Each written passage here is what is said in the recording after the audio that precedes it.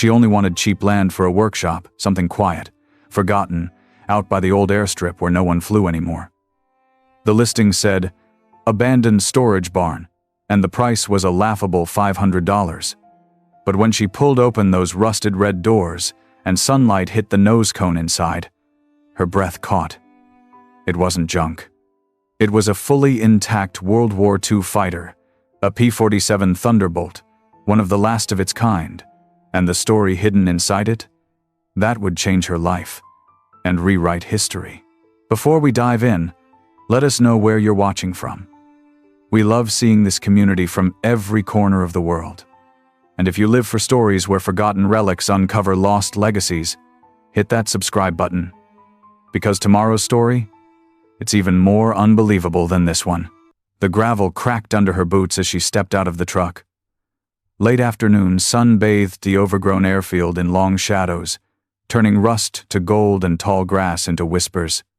She pulled her ponytail through the back of her hat, adjusted her gloves, and stared up at the warped number 500 stenciled above the barn doors. It had been decades since this place heard anything louder than the wind. Claire Lanes had never planned to buy land, let alone this land, a forgotten patch of earth outside Eagleville population, barely 1,000. But after a string of mechanic gigs that barely paid the rent and a lease that expired with 2 weeks' notice, she needed somewhere quiet, somewhere she could work without asking permission. When she saw the listing online, 500 SQF'd barn, no utilities as is. Buyer responsible for haul-off. $500 OBO, she figured. Why not? Even if it was falling in, the steel might be worth scrapping. She had expected trash, maybe mold, probably rats. She hadn't expected silence. Not like this. Not the kind that made your heartbeat sound loud. The barn sat at the far edge of a scrubby field, just beyond the bones of an old runway, barely visible through the weeds. Its red siding was sun-blistered and dented. The sliding doors were chained with a padlock, so rusted it crumbled when she tapped it with a wrench. She let the chain fall to the ground and grasped the handles. The metal screeched as she pulled the doors apart. Then she froze. A wave of cool air rolled out, thick with the scent of old oil and dust. And there, parked dead center under the fractured skylight, sat something massive, silver, and ghost-like. She took a single step forward. The nose cone gleamed under the sunlight, dulled but unmistakable. 4 propeller blades stretched, like a sleeping giant's arms. The wings were long and wide, the fuselage thick, the tail fin still proudly upright despite the years. Painted in faint, weather-worn lettering near the cockpit, P-47 Thunderbolt. Her mouth dried. She whispered to no one, "That's a warplane. Not a replica. Not a model. A real one." She blinked hard, convinced it was some kind of display, a forgotten museum piece. But as she circled it slowly, her eyes caught the details. Chipped rivets. Faded stars. Grease trails under wing panels. This wasn't a museum piece. This was a machine that had flown, and someone decades ago had wheeled it into this barn and closed the doors behind it like sealing a secret. Claire stepped back, her pulse pounding. 1,000 questions roared in her mind, but only one came out. What the hell is this doing here? The barn door moaned in protest as Claire wedged it wider, letting more light spill inside. Dust motes danced in the beam like ash in sunlight. She took another step toward the aircraft, her boots crunching over decades of gravel, fallen bolts, and brittle leaves. It was still hard to believe it wasn't a dream, that a warplane, a real one, was just sitting here, hidden in a forgotten barn near a forgotten runway. The light touched the silver skin of the Thunderbolt like reverence. Everything about the machine felt out of place, too intact, too deliberate. The tires were deflated, but not rotted. The frame sagged slightly, like it had been supported for a time, and only recently let down. She ran a hand along the cowling. Cold, real, metal that had touched the sky. A World War II P-47 Thunderbolt. Claire knew just enough to recognize the name, It was one of the workhorses of the war. Heavy, loud, practically indestructible. The kind of plane built to take damage and still bring the pilot home. But this one hadn't been touched in years. Yet it didn't look abandoned. It looked stashed. She walked slowly along the left wing, noting the faint USAF insignia near the tip. A patch of black paint peeled back like sunburnt skin. Beneath it, the metal was still smooth, still clean. Too clean. This wasn't some aircraft that had been left to rot in a field. Someone had taken care of it, not recently, but carefully, back when it was first stored. Claire crouched beside the wing strut.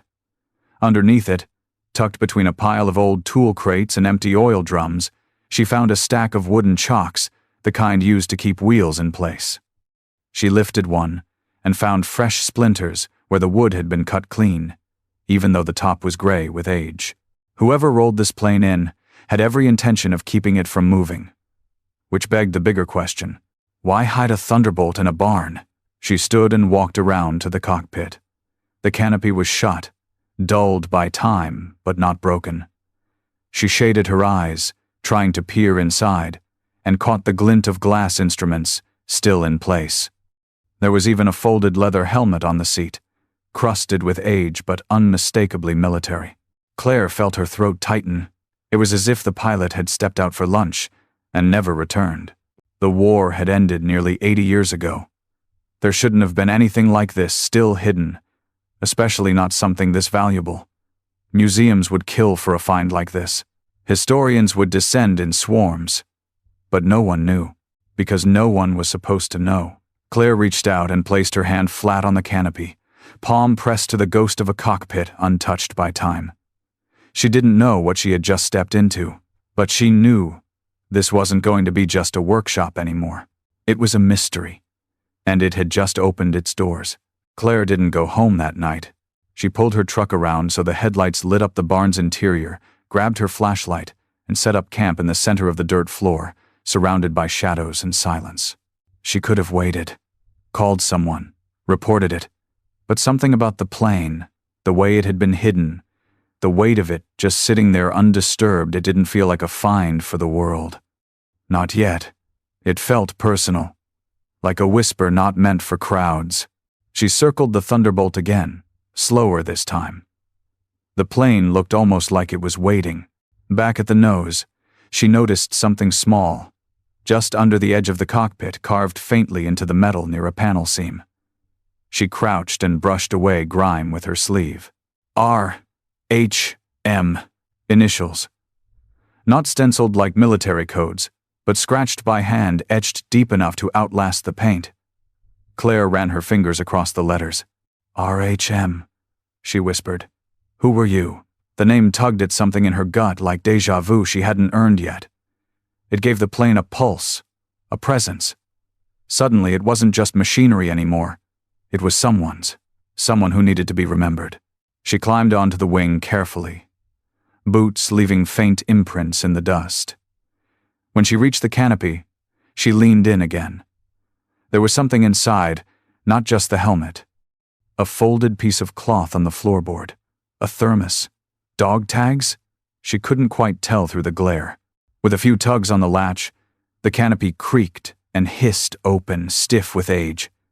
Dust exploded upward, like breath held too long. The cockpit smelled like old leather and rusted dreams. She slid her flashlight inside and froze. On the pilot's seat sat a black and white photograph. She reached in and gently picked it up by the corner. It was faded, edges curled, but clear enough. A young man, maybe 20, stood beside the very same P-47, grinning with wild pride. Grease smudged his jaw. His sleeves were rolled, and written along the bottom border in looping script, Thunderbolt, 1945, R.H.M. Her heart stuttered. He was real. Not just initials on a panel or a name in a log. This was his plane. And somehow, for reasons buried under decades of silence, it had ended up in this barn untouched, unmoved, and undocumented. Claire sat back on the wing, photo in hand, listening to the wind whistle through the gaps in the barn's siding. The runway beyond the field lay dead quiet, but she could almost hear engines roaring, the ghosts of squadrons long gone still tearing through the sky. The past had found its way into her hands, and whatever story this plane had carried through war, through time, through secrets, it had chosen her to tell it. Claire returned the next morning with coffee in one hand and a toolbox in the other. Sleep had come in fits, her mind spinning with images of the plane, the initials, the photo. There was no part of her that could walk away now, not without knowing why this Thunderbolt was here and who had left it. She slid open the barn doors again. Morning light poured across the dusty floor and lit the aircraft in a fresh glow. This time, it didn't look abandoned.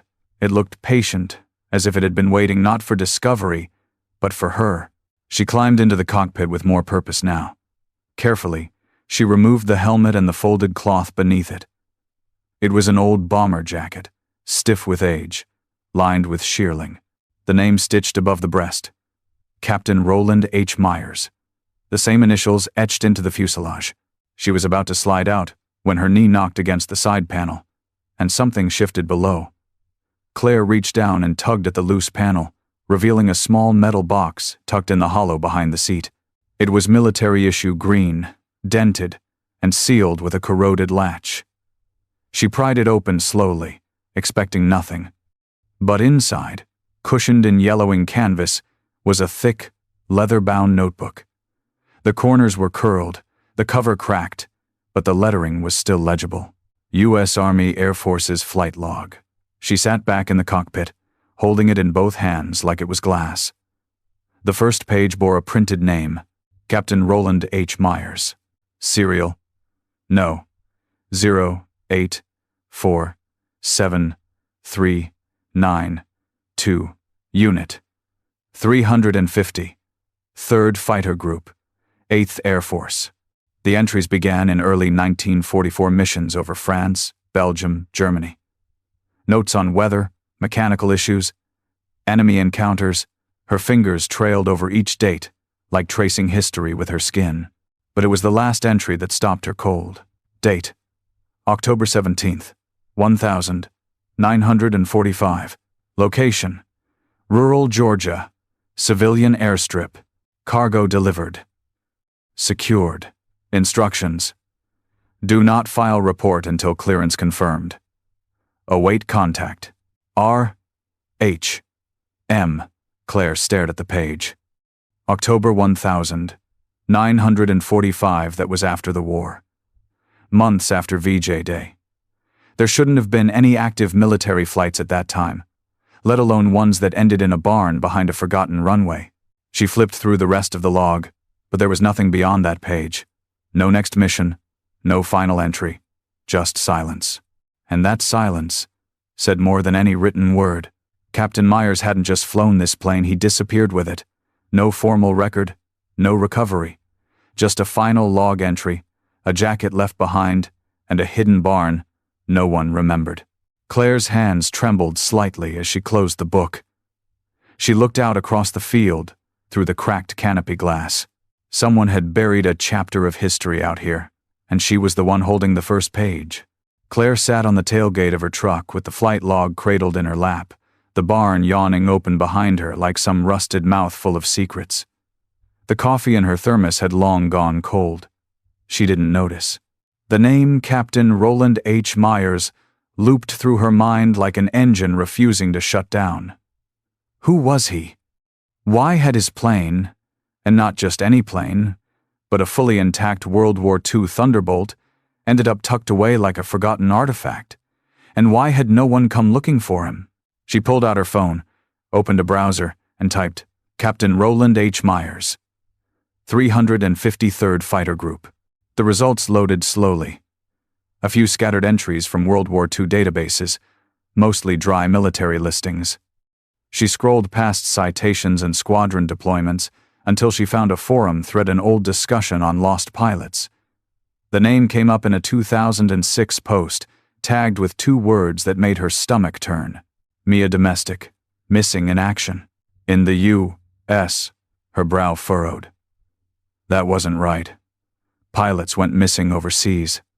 They crashed in Europe, the Pacific, the jungles of Burma. But Myers? According to the brief post, his last logged flight was in Georgia, and that flight was never officially recorded. There was no body, no crash report, just a silence. She tried public records next. Local archives, newspaper obituaries. Finally, she found a clipping from the Eagleville Gazette, dated November 1945. Captain Roland Myers, former World War II fighter pilot, reported missing. Last seen at Barton Fuel Depot near County Road 7. Family reports no contact since October. Authorities consider voluntary disappearance possible due to post-war trauma. Investigation pending. Claire stared at the screen. Voluntary disappearance? They thought he'd just walked away? After flying bombing runs over Europe and surviving the war? She set the phone down and looked back at the barn. The sunlight had shifted. Now the Thunderbolt looked less like a war machine and more like a tomb, a sealed vault where something precious had been left behind. She flipped open the flight log again, staring at the final entry. Cargo delivered. Secured. What cargo? And who was he delivering it to? Out here in the middle of nowhere. She looked at the initials again. R.H.M. Her voice was barely a whisper. You were trying to hide something. Not in fear. Not in shame. Something deeper, like duty. Like sacrifice. She suddenly realized how still everything had become. No cars on the distant highway. No planes overhead. Just her, the wind, and the quiet hum of a story forgotten by time. Claire stood and slipped the flight log into her backpack. If Captain Myers had vanished on purpose, he hadn't done it to disappear. He'd done it to protect something. And now, after 80 years of silence, that something had started calling again. The next time Claire entered the barn, she brought gloves, a notebook, and the same cautious energy she'd use approaching a live wire. The Thunderbolt didn't feel like just a relic anymore. It felt alive with intention, as if someone had placed it here knowing it would be found, just not right away. She pulled herself back into the cockpit, careful not to disturb the seat or the logbook's hiding spot again. Instead, she turned her attention to the rest of the plane. If Myers was hiding something, cargo, information, anything, the most logical place to start would be the storage panels and undercarriage. She climbed back down and crawled beneath the left wing. The flashlight beam swept over old hydraulic lines and dust-coated bolts. Then she noticed a thin seam along the underside of the wing, shaped like a rectangle, but with no visible screws. She ran her gloved hand over it. It didn't match the original schematics she'd pulled up online the night before. This panel wasn't factory. Claire grabbed a flathead screwdriver from her belt and wedged it into the seam. The panel creaked, reluctant, but then popped loose with a dry hiss of air. She pulled it back and froze. Inside the cavity sat a rolled canvas satchel. She gently slid it out, unbuckled the leather strap, and opened it on the concrete floor beneath the plane. Inside were 3 items: a silver flask, engraved with a pair of initials. For example, a folded map of the southeastern United States, marked with hand-drawn red lines and circles, to flight paths, fuel stops, and 3 specific X's all within 100 miles of the barn. A small black-and-white photograph. The photo caught her breath. A young woman, early 20s, stood smiling in front of a clapboard house, a child in her arms. The woman wore a nurse's uniform. The baby clutched the collar of her dress, grinning with fat cheeks and bright eyes. On the back, in the same script as the cockpit photo, "Forgive me, Ellie." Claire sat back hard on the floor. The name hit her like a windstorm. Ellie. Was that the, for example, on the flask? The woman in the picture, the one he wrote to. Was this who he'd been flying to see, or trying to protect? She turned the flask in her hands. The cap was sealed tight, the engraving delicate. It was the kind of gift that spoke of intimacy, something given in private, meant to be carried, remembered, and hidden. Claire's mind spun. None of this made sense for a post-war cargo run. It was personal, not tactical. This wasn't just about secret missions or missing pilots. This was about love, regret, and maybe something dangerous enough to bury with both. She looked back at the Thunderbolt's silent frame. Roland H. Myers hadn't just gone missing. He'd chosen exile. And now, piece by piece, he was showing her why. Claire was back at the barn later that week, wiping dust off the Thunderbolt's tail fin, when she heard the unmistakable sound of tires crunching gravel. She stepped out into the sun, squinting as an old green pickup rolled to a stop just beyond the overgrown fence line. The engine sputtered, coughed, and died with a mechanical sigh. An older man climbed out. Tall, thin, with a gait like his hips didn't quite agree with his knees. He wore overalls, faded nearly white with age, and a U.S. Air Force ball cap, stained from years of sweat. His face was lined but sharp, eyes like storm clouds, the kind that see more than they say. "You're the girl who bought the barn?" he asked, voice gravel, thick. "I guess that's me," Claire said, cautious but curious. "Who's asking?" He nodded toward the hangar. "That bird in there still got her wings?" Claire folded her arms. "You want to tell me how you knew about the plane?" He stepped forward slowly, hand brushing the side of the truck, as if to steady himself more from memory than need. "Name's Joe Tinsley. I used to work the old Barton Field when it was active, back in the 50s. He paused, eyes flicking to the barn behind her. "I helped store that plane." Claire's heart thumped. "You put it in there?" "No," Joe said. "He did. I just helped him roll it in." She blinked. "Captain Myers." Joe nodded, his expression unreadable. "Didn't go by rank when he showed up. Just said his name was Roland. Said he needed a place to tuck away a bird till the heat died down. I didn't ask questions, didn't want to know." Claire studied him. "Why now? Why come back? Word gets around. Some guy at the diner said a young woman found something old in the barn. My guess was right." He scratched his chin. "Did you find the logbook?" Claire hesitated, then nodded. "Then you know more than I ever did," Joe muttered. "All I know is, he showed up in that plane one night, engine coughing smoke, eyes wild like he hadn't slept in days. Said he had to hide her.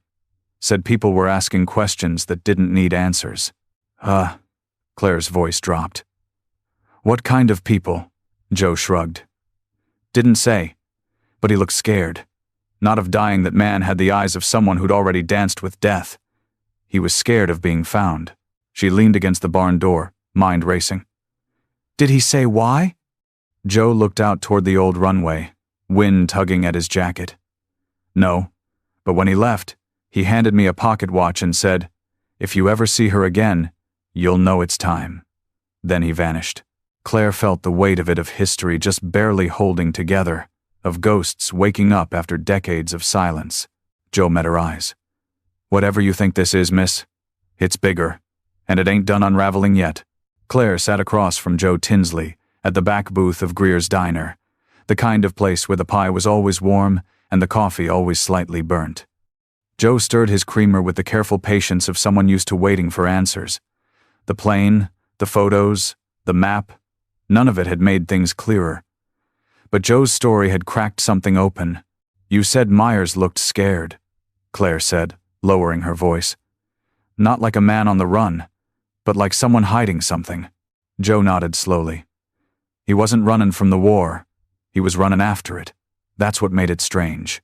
Claire frowned. "After?" "Yep. He told me he flew combat missions over Germany, the real hellfire kind. But after the armistice, he said he was asked to stay on. Special assignments. He wouldn't say who gave them. Said it wasn't normal chain of command. Called it post-theater logistics. But the way he said it," Joe's eyes narrowed. "It didn't sound like inventory work." Claire thought of the map, the X's and circles. "You think he was moving something? Documents? People?" Joe leaned in. "I think whatever he was moving, he wasn't supposed to talk about it. Ever." He reached into the inside pocket of his jacket and pulled out something wrapped in an oilcloth. He unfolded it slowly and slid it across the table. Claire blinked. A thick, yellowed maintenance ledger, handwritten columns of part numbers, serials, refuelings, repairs, all dated between August and October 1945. All for aircraft ID. RHM9 47 P-47. I kept this, Joe said. He paid me in silver dollars, cash, never once showed an ID. But I wrote everything down. Old habit. There's entries here for fuel types not used locally. One note says, non-standard cargo secured, no inventory taken. Another mentions a rear compartment retrofit. That plane was modified. Claire flipped to the last page. There, in Joe's neat handwriting, was a short entry. The 15th of October, 1945. Aircraft moved to Barn 5. Owner departed westbound on foot. No return. Claire looked up. You never told anyone? Joe shook his head. Didn't see the point. By the time I thought about it, too much time had passed. And maybe I was scared, too. Claire leaned back, the weight of the mystery pressing down like altitude. You think he was smuggling something? I think, Joe said quietly. He was protecting something. Or someone. Claire sat with that. She thought about the flask, the photo, the flight map, and the words, "Forgive me, Ellie." Maybe Roland H. Myers wasn't just a soldier hiding from war. Maybe he was a man trying to preserve something precious from the machine that had built him. And now, 80 years later, it was starting to surface. Whatever post-theater logistics meant, it hadn't stayed buried. Not forever. Claire parked outside the Eagleville Historical Society just before closing. The building used to be a schoolhouse, now converted into rows of file cabinets, faded photographs, and dusty trophies from 4-H clubs long gone. A bell jingled as she stepped in, and the receptionist, a woman in her 60s with pink-framed glasses and a librarian's posture, looked up. You're cutting it close, dear. I'll be quick, Claire said, holding up the photograph from the plane. I need help identifying someone. This was taken in the 1,940 seconds, maybe 1,945. I think the woman might have been from around here. The receptionist raised an eyebrow and slid her glasses down to inspect the photo. Well, she's holding a baby, so she may have left a name in the birth announcements. She motioned Claire over to a long row of archival drawers. Let's see what we find. They combed through yellowed newsprint for nearly an hour, Claire's nerves buzzing with each turned page. Then, tucked between a recipe for lemon sponge cake and an ad for Army surplus boots, they found it. September 1945, Eleanor Green, nurse at Barton Veterans Clinic. Welcome to daughter, Eva Grace Green. Father unlisted. Claire froze. Ellie. The flask. The note. Forgive me, Ellie. She felt her stomach twist. That baby, the one in the photograph, had a name. And now, a possible path forward. Eva Grace, Claire whispered. The receptionist smiled gently. Green's a common name, but Eva's less so. I can check our donor registry. Folks who've contributed to our War Memorial Fund sometimes leave contact info. Claire waited, breath shallow, as the woman returned with a thin booklet. Eva Grace Whitman, she said, running her finger down the page. Originally Green. Lives in Dawson County now. Widowed. Says here she donates every year in memory of my father, whom I never met. She looked up at Claire. Could that be who you're looking for? Claire nodded, barely trusting her voice. It is. The woman jotted down an address on a notepad and handed it over, like a secret being passed between generations. Claire stared at the name again. Eva Grace Whitman. That baby in the photo had grown up, lived a full life. Maybe with a family of her own, never knowing the full truth of the man who'd left her behind. Claire stepped back out into the sun, photo in one hand, address in the other. The wind stirred the edges of the old image, and for a moment, she could almost see the ghost of Roland Myers, caught between duty and love, watching from behind the barn doors he sealed himself behind. He'd left behind a map, a flask, a message, a daughter. Now, Claire was standing at the intersection of a story that had never been finished, and she wasn't going to let it stay that way. Claire waited until the sun hung low over the horizon before returning to the barn. The quiet of the field soothed her nerves, but her thoughts still raced. She couldn't stop thinking about Eva Grace, about how a baby girl grew into a woman without ever knowing who her father really was. And now Claire held the pieces of his story, like a puzzle scattered across time. The barn felt different tonight, not eerie, not cold, reverent. She climbed into the cockpit again. The shadows stretched long across the floor, and the last amber light glinted off the Thunderbolt's dashboard. Claire reached down to the footwell, where she'd seen something earlier beneath the frayed padding, a metal buckle, half buried under decades of dust and forgotten insulation. She pried up the old floor mat with a screwdriver. Beneath it, pressed flat against the metal plate, was a weathered brown envelope, sealed in wax that had long since cracked and dried. Across the front, in faded pencil, "To Ellie for when it's safe." Claire's hands trembled. She opened it slowly, careful not to tear the fragile paper. Inside was a folded, handwritten letter. The ink was smudged in places, but the words were clear enough. "Dearest Ellie, if you're reading this, it means something's gone wrong, or very right, and I wasn't there to explain either. I've kept so many things from you, not out of shame, but out of fear. Fear that the world would take from you what little peace it gave me when I met you. They asked me to do things after the war, quiet missions, the kind that don't make it into books. I told myself I was still serving, still protecting, but the truth is I didn't know how to stop. I only knew how to fly. Then you. Then her. Then everything changed. I couldn't bring what I was into your life, not without danger. So I buried it, the cargo, the plane, myself. I hid it all so she could grow up untouched by it. So you wouldn't have to look over your shoulder like I always did. I wanted to come back. God, Ellie, I wanted to. But if I died, I needed you to know. You and Eva were my greatest victories. Please forgive the man I couldn't be. And tell her I loved her. Even if I couldn't stay." Roland. By the time she reached the end, Claire's cheeks were wet. She hadn't even realized she'd been crying. She looked at the plane, the curves of it, the strength, the silence. It was more than a machine. It was a vessel for everything left unsaid, a casket of love and regret. Claire folded the letter carefully, tucked it back into the envelope, and pressed it to her chest. This wasn't just history. It was legacy. And now, it had a voice again. Claire stood outside the barn the next morning, staring at the Thunderbolt as the light shifted through the open doors. The air smelled of sun-warmed dust and history, heavy with stories that had nearly been erased. She hadn't slept. Not really. The letter Roland's words haunted her with a kind of quiet gravity. He hadn't been just a lost pilot. He'd been a father, a man torn between duty and devotion, and he'd buried more than just emotion inside that plane. Claire was sure of it.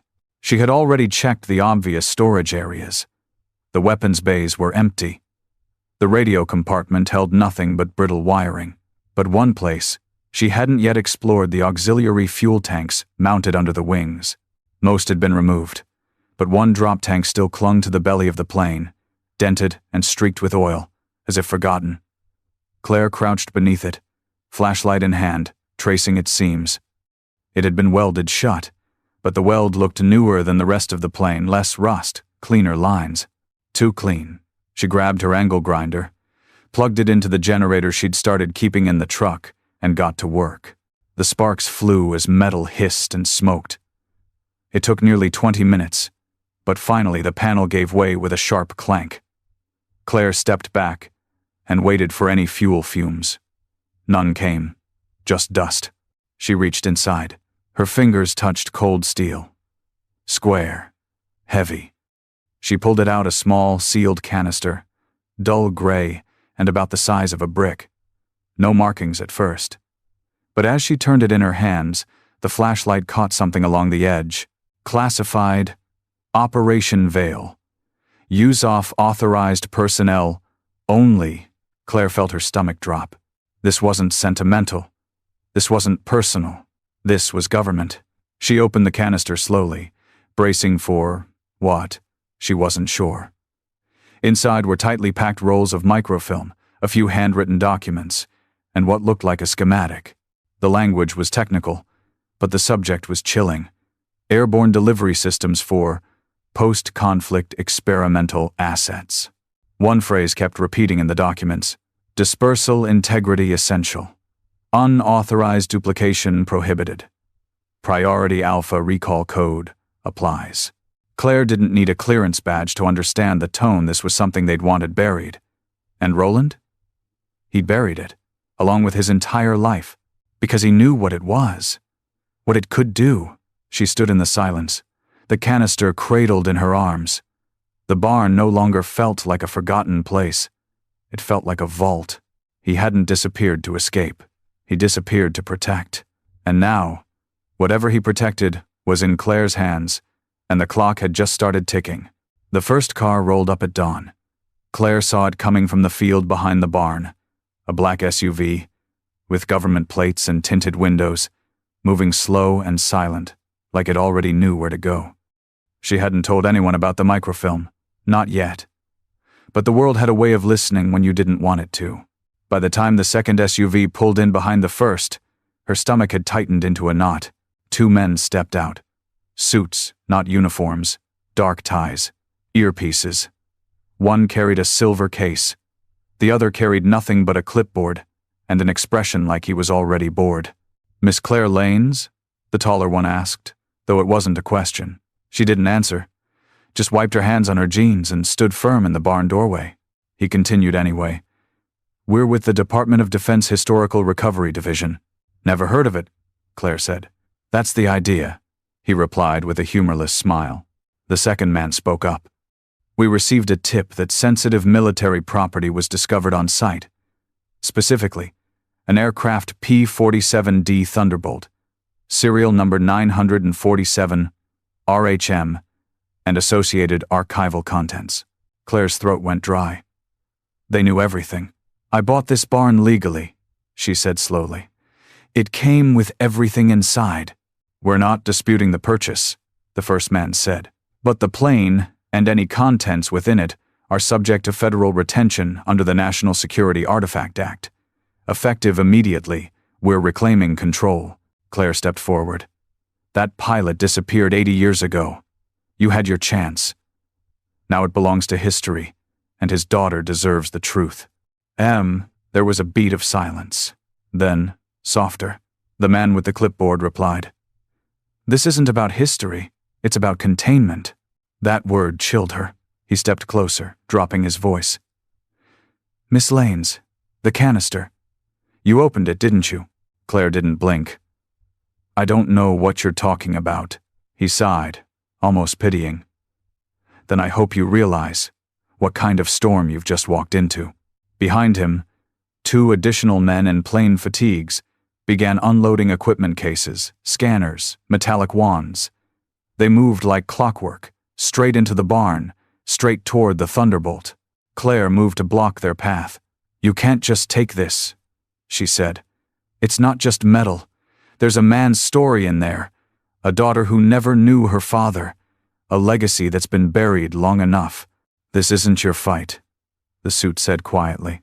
Claire's voice was steady now. "It is now." He gave her one final look.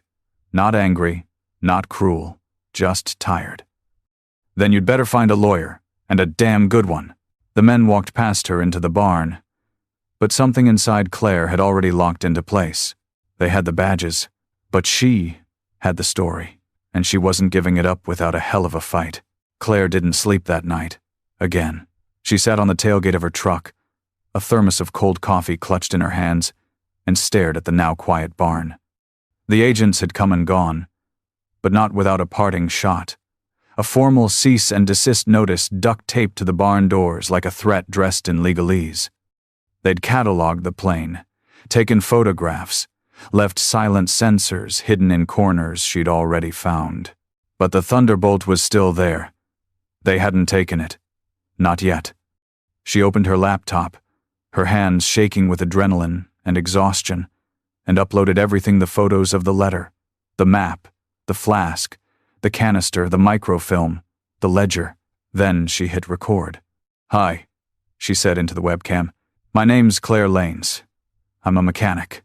I bought a $500 barn near an abandoned runway. Inside, I found a World War II plane, and a story that was never supposed to be told." Her voice cracked, but she kept going. "This plane belonged to Captain Roland H. Myers, a man declared missing in 1945. Not overseas. Here, in Georgia. He didn't crash. He didn't disappear. He buried something. Something that the military left out of the history books. And now they're trying to take it back before anyone asks why." She uploaded the video to every platform she could think of. Then she hit send on a dozen emails to war historians, journalists, aviation forums, and one local news anchor she'd gone to high school with. She didn't expect the avalanche. By morning, her inbox had exploded. Her phone rang non-stop. News vans pulled up by noon. Local veterans came in trucks, some wearing patches from Korea and Vietnam, others just old ball caps and stiff knees. They stood in front of the barn like sentinels, arms folded, eyes narrow. "This ain't right," one man said. "That boy flew for us. We owe him more than silence." A reporter from the Atlanta Journal-Constitution showed up. Claire handed her the letter. By sunset, the headline read, "The barn find that could rewrite World War II." The Department of Defense didn't respond, but their silence said enough. Within days, the town rallied behind her. Volunteers showed up to sandblast the rust from the barn doors. A local lawyer filed an injunction. A retired judge drafted a motion to declare the site historically significant. A GoFundMe raised $40,000 in 3 days. Claire watched it all unfold from her truck window, overwhelmed. She hadn't asked for this. She just wanted a workshop, a place to build something that mattered. But maybe this was it. Maybe preserving truth was its own kind of restoration. As she walked back into the barn that night, past the news cameras and protest signs, she paused beside the Thunderbolt and laid a hand gently on the faded paint of its fuselage. "We're not done yet," she whispered. And for the first time in weeks, the silence felt like an ally. The knock on Claire's door came just after 6 p.m. She knew who it would be before she opened it. Something in her chest had been waiting all day, a quiet drumbeat beneath her ribs. When she turned the knob, there stood a woman in her early 70s, tall and straight-backed, with silver hair pulled into a low twist and eyes that matched the black and white photo Claire had stared at for hours. "Eva Grace Whitman," she said gently. "You must be Claire." Claire stepped aside wordlessly and motioned her in. They didn't say much at first. Didn't need to. Eva looked around the small kitchen, her hands folded neatly in front of her, gaze sharp and observant. She was a woman who had learned long ago to carry her grief gracefully. "I watched your video," Eva finally said, voice low. "The one about the plane." Claire nodded. "I wasn't trying to make a scene." Eva gave a small smile. "Scenes are sometimes necessary, especially when the story's been kept quiet too long." Claire hesitated. Do you believe it? That it was your father?" "I don't have to believe it," Eva said, reaching into her purse. She pulled out a folded letter, yellowed with time and cracked at the corners. "Because my mother did." She laid it on the table. Claire opened it carefully. "Ellie, I miss you like breath. I'm not gone, just flying a little longer. You and Eva are my compass. If anything happens, find the barn." The signature was the same looping scrawl Claire had seen in the flight log. "Roland." Eva looked out the window. She kept that letter in a jewelry box. Never talked about him. "I think it hurt too much, but I always knew he didn't leave out of cowardice. He left to keep something away from us. Something he thought was bigger than love." Claire's voice caught. "It wasn't bigger than love. He never stopped loving you. Either of you." Eva's eyes glistened, but she didn't look away. "Do you still have the letter? The one you found?" Claire nodded and handed it over Roland's confession, the one sealed beneath the floor of his cockpit for nearly a century. Eva read it in silence. Her hands didn't shake. Her lips didn't move. But when she folded it again, she pressed it against her chest and closed her eyes. "That's the first time I've ever heard his voice," she whispered. They sat together for a long time, two women, linked by a man neither had met, but both had come to understand in pieces. Claire poured tea. Eva laughed at how bitter it was. And then, gently, Claire asked the question she'd been holding on to. "What do you want me to do with all of this?" Eva looked toward the open barn across the field, the Thunderbolt waiting in the fading light. "Tell it," she said. "Tell the whole story, loud enough that no one buries it again." Claire stood in the barn's open doorway the next morning, as dawn stretched gold across the cracked field. The air was cool, still, but something in her chest buzzed. Not nerves, not fear, something closer to reverence. The Thunderbolt sat in the center of it all, framed by sunlight like it was being reintroduced to the world. Not as a weapon, not as evidence, but as a legacy. She'd stayed up most of the night, organizing donations, answering messages, lining up volunteers, people from town, mechanics, veterans, students from the trade school, 2 counties over. One man even emailed from Tennessee, offering to send parts from a long-retired restoration project. They weren't here for the government. They were here for Roland, for Eva, for the truth. By noon, the barn buzzed with motion. Leo Ramirez, a 21-year-old gearhead who drove a salvaged Miata and called the Thunderbolt the coolest thing I've ever touched, showed up with his dad's welding gear and immediately got to work inspecting the wing, seams. Father Kent. Yes, that Father Kent, the local preacher, stopped by with a lunch cooler and ended up helping Joe Tinsley rebuild a support cradle for the rear landing gear. And Claire? She took the first bolt herself. Kneeling beside the left stabilizer, she pulled the rusted panel off with both hands, heart pounding as the screws gave way. It wasn't just metal. It was permission, a quiet nod from the past that said, "Yes, you may carry this forward." They didn't restore it to fly. That had never been the point. Instead, they worked to preserve it every dent, every faded marking, every spot where time had kissed steel and left memory in its wake. They cleaned the canopy, but left the scuffs. Rebuilt the frame braces, but kept the original pilot seat still stitched, with blood-brown thread and worn soft by years of waiting. Inside the barn, a table was set up for artifacts. The flight log, the letter to Ellie, the flask, even the canister now encased in a transparent lockbox with an official disclaimer. Contents declassified. Cultural divided by historical use only. They turned one of the side rooms into a micro-exhibit. Photos of Roland. Letters from veterans who saw his name and remembered hearing rumors. The pilot who vanished, with something the brass didn't want found.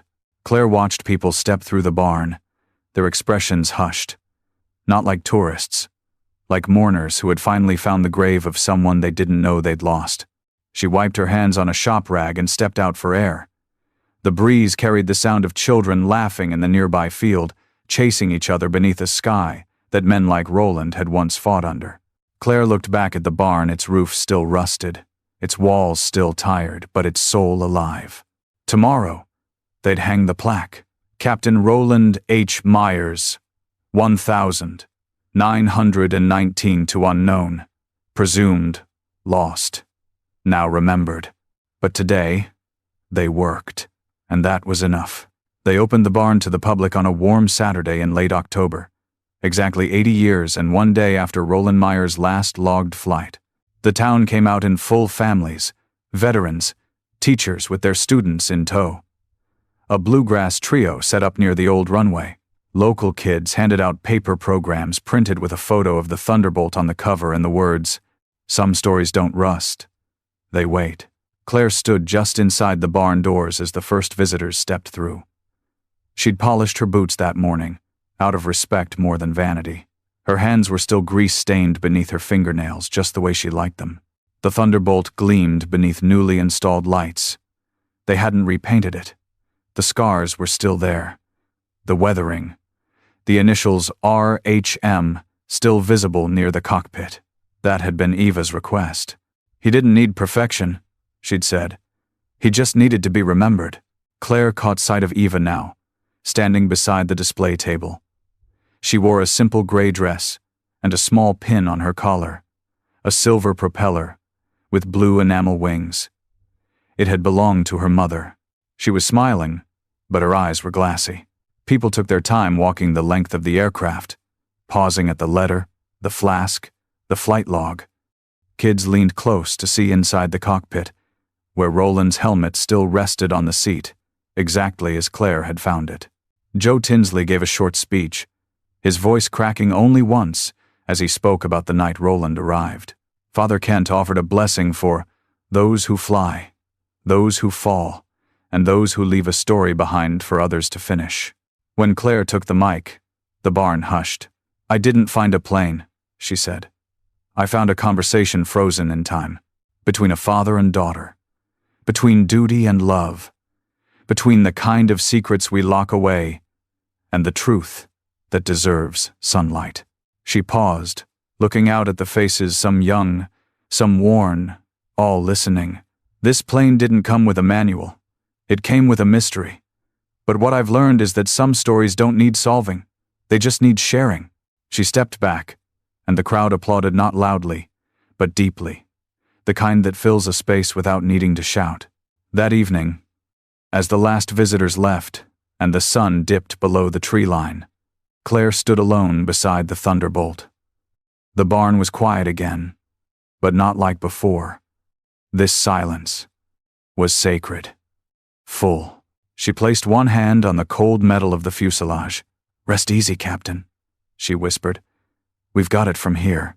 Outside, the wind carried the sound of fading laughter, rustling leaves, and the soft rhythm of a town remembering something it never knew it had lost. Inside, the Thunderbolt sat in the shadows, no longer hidden, but finally home.